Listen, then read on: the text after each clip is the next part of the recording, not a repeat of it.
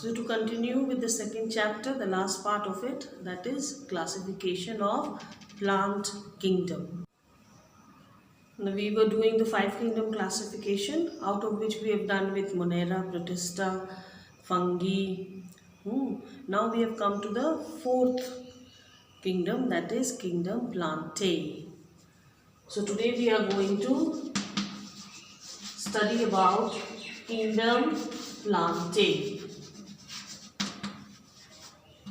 So what are the organisms which fall under this kingdom? These are the all kinds of plants. Be it a small grass or a herb, shrub, tree, everything falls under this kingdom. But now today you'll study much more than this in a broader view, and you'll come to know what else which you don't recognize as plants also fall under this kingdom. Isn't it interesting? So let's start. Now, first thing what we need to know, that it is the second largest kingdom. Okay, animal kingdom has the most variety of species in it, and plant kingdom is the second largest kingdom, which we need to remember. This is the second largest kingdom. Why? It has around 2,50,000 species in it. So there are around 2,50,000 species under the kingdom Plantae. Another very special characteristics of this kingdom is they are autotrophic. What do I mean by autotrophic? Autotrophic means organisms which can produce food on their own. They manufacture food on their own. So it is only the plant kingdom which can manufacture food on their own. And why can they do it? Because they possess chlorophyll. So they have chlorophyll. So these are the basic characteristics of plant kingdom. They are multicellular, eukaryotic.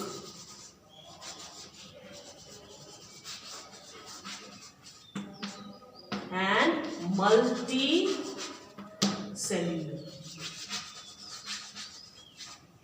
So these are the basic or the general characteristics of plant kingdom. There may be exceptions in it. Okay. So the eukaryotic means it has a well-developed nucleus, and multicellular means it has more than one cell.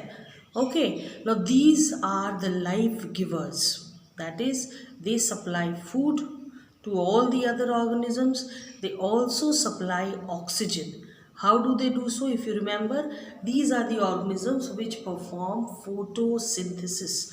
Photosynthesis is a process by which plants manufacture food using chlorophyll. Okay, now this chlorophyll, the green color pigment, helps the plant to trap the sun's energy and make food from carbon dioxide in the air, water that it is receiving from the soil through the roots, up through the plants, and then to the leaves. So leaves are basically the food factory of the plants, but in general, wherever chlorophyll is present, whichever part you find green in a plant actually is capable of producing food. So what is the food after using these raw materials, carbon dioxide and water, with the help of sun's energy and sun's energy trapped by chlorophyll?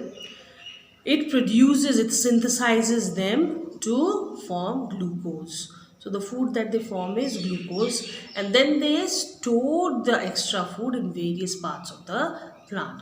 So every plant has its own part where it can store its food, and we are very clever human beings. So we only eat those parts of the plants where they actually store the food.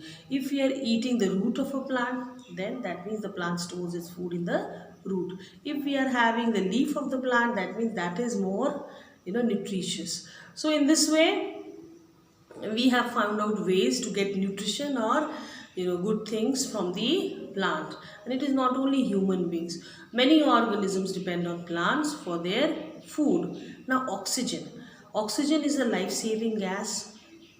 You see the oxygen cylinders, the artificial oxygen cylinders which the medical science has brought about to save human when they are in emergency. Like for the coronavirus, as the lungs are getting infected, the person is having difficulty in breathing, normally taking oxygen from the air. So what the doctors are trying to do, they're trying to fix an artificial oxygen cylinder which will provide oxygen to the body without much effort of the person.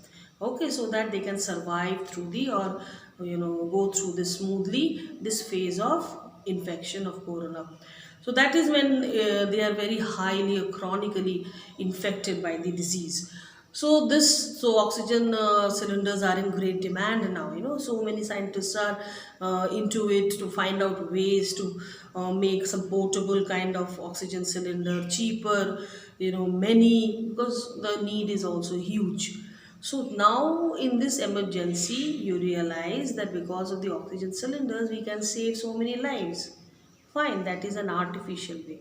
Then how the healthy persons are surviving? How are we getting oxygen? What is our oxygen cylinder? They are our green plants. Fine. So they produce oxygen and food for the living organisms. So therefore, what lesson do we learn from this? That we should protect plants and as far as possible try to plant them. If you, as children, if you find any way to plant any to sow any plant, okay, always do it. Fine, because this is the main thing that will save our universe. Now that we know that the plant kingdom has so many types of plants under them, so to make this study easier, the botanists have grouped these plants under small groups depending on their features. So either having similar features kept in one group, different features kept in different group. So based on some particular feature, they have been grouped so that we can classify them and we can study about them easily. Fine. So now coming to the whole plant kingdom being broadly grouped under two, that is cryptogams and phanerogams. All the spellings are very important, so you need to practice the spellings separately.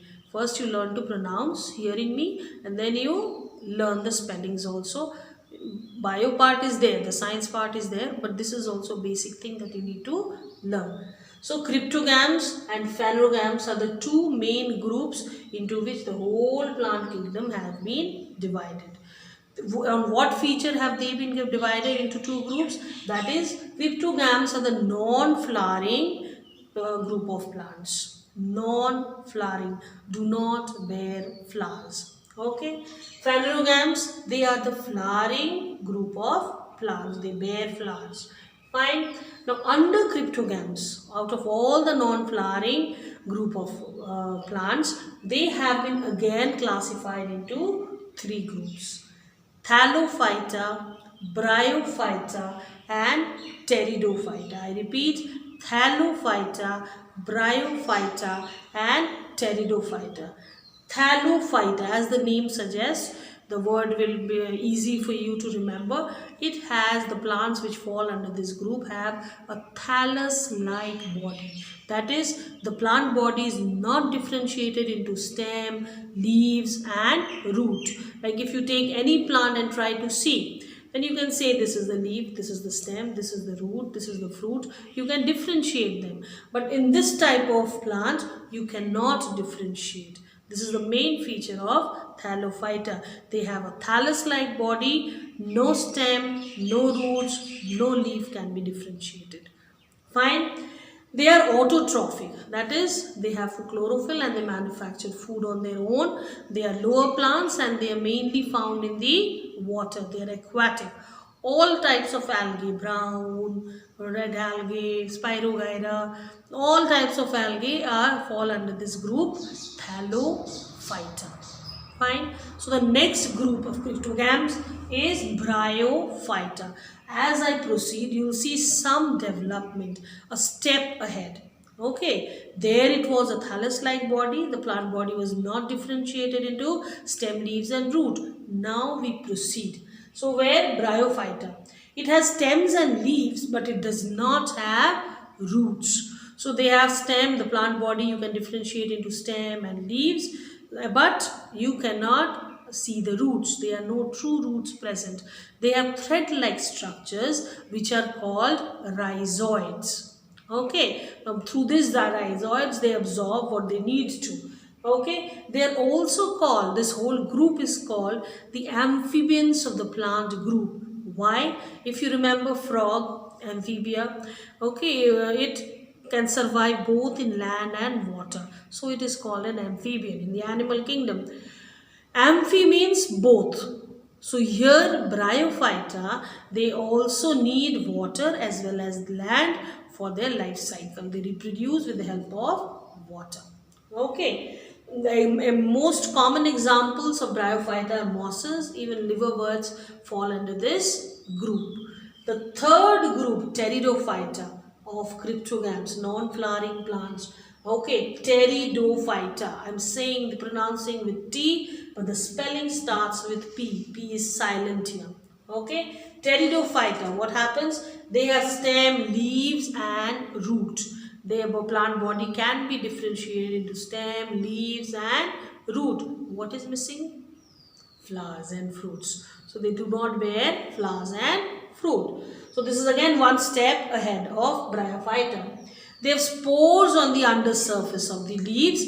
Normally these plants have beautiful leaves. The leaves are divided, the lamina is divided into leaflets. So they look beautiful and they are used as decorative plants also. Pteridophyta. Have you seen this anywhere? Ferns. So this is an example of pteridophyta. And if we study the undersurface of the leaf, then we see the rounded spores growing on it. Okay, so they bear spores on the undersurface of the leaves. Example of pteridophyta is ferns. With this, we finish the group cryptogams, non-flowering. I repeat, cryptogams, non-flowering, thallophyta, bryophyta, pteridophyta. Fine. Now I'm moving on to the next group, that is phanerogams. Under phanerogams, the main feature of phanerogams is all plants are flowering plants. So phanerogams are flowering plants. They can be subdivided into two groups, gymnosperms and angiosperms. Now on what basis are they divided into two groups, gymnosperms and angiosperms? Gymnosperms have naked seeds, that is seeds are not enclosed within a fruit. But angiosperms, they have seeds which are enclosed in a fruit. The seed is within a fruit, protected within a fleshy or fruit. Now gymnosperms, which are naked, see the main point, what will it be? Main feature, seeds not enclosed in fruit. Fine. Next, seeds are born in cones. So I brought a cone to show you. Okay, this is called a cone. Now, it may be a male cone, it may be a female cone. The male cone bears the pollen, the female cone bears the ovum. The spores are borne by these cones. Have you seen them ever? Yes, isn't it? So they are mainly found in the conifers, the pine, the fir, the cycas. Okay, these kinds of cones, and they fall under the group gymnosperms. Fine. Angiosperms. Angiosperms, they have seeds enclosed in a fruit. So if I take a fruit, you know this fruit very well in this season, okay, and I cut it into two halves. So what will we see? The seed is born inside the fruit. So this is an angiosperm. So this is the main feature of angiosperm which you need to remember about this group. Angiosperms can again further be divided into two groups, monocotyledons and dicotyledons. Mono means one, di means two. Cotyledons are the seed leaves or the part of the seed which stores food for this baby plant that is growing within the seed. So if the cotyledon is 1, it is monocot. If the cotyledon is 2, it is dicot. Monocot example is rice, wheat, maize. Okay. Dicot example, pea, beans, gram. Okay. So this is all. Again, I'll repeat for phanerogams: flowering plant, gymnosperms, angiosperms. Angiosperms again subdivided into monocot and dicot. This whole chart shows the total classification of plants. Fine? Thank you. Now, after knowing the classification, you need to know how you will be questioned. Okay, so what you need to know is first the names, the spellings, then the basic features of that particular group, examples. Fine. After you've learned this, you may be asked about the characteristic features of that particular group, or you may be asked to differentiate between two groups. So even if you are asked to write about that group or to comparatively study two groups, the answers will all depend on these informations. So if you learn this, you can answer any type of questions. You need to learn the features, you need to learn the examples, you need to learn the spellings.